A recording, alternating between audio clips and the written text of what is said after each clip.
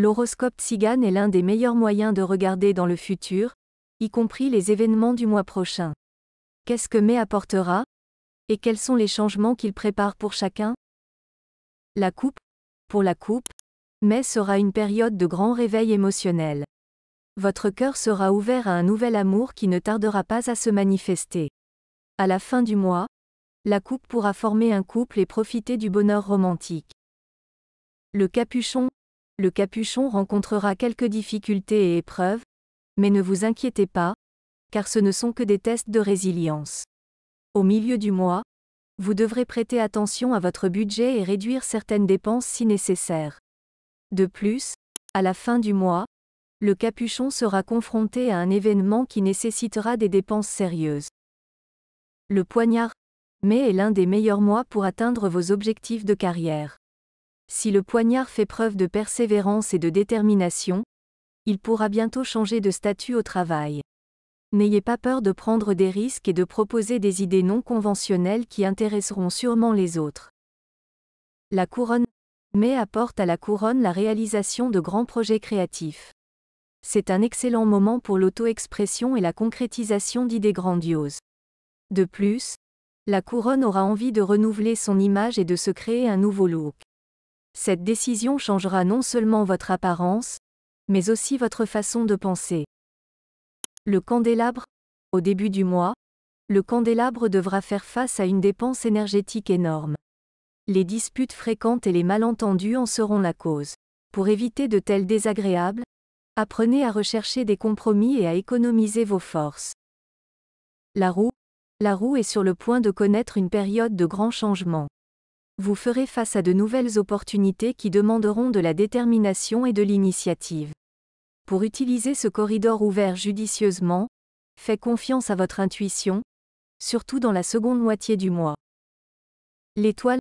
Ce mois-ci, l'étoile ressentira un vif désir de changement et se lancera pour goûter à la vie. Vos recherches vous mèneront dans de nouveaux endroits et vous feront rencontrer des personnes intéressantes. À la fin de mai, l'étoile pourrait changer ses perspectives et même ses principes, découvrant de nouveaux talents et intérêts. La cloche.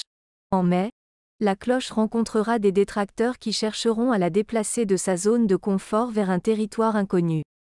L'horoscope Tzigane met en garde. Vous sortirez vainqueur de cette bataille si vous utilisez des méthodes honnêtes. Ne cherchez pas à discréditer vos concurrents, car cela pourrait finalement vous nuire. La pièce de monnaie. En mai, l'horoscope Tzigane promet un événement qui a toutes les chances de changer sérieusement la vie de la pièce de monnaie.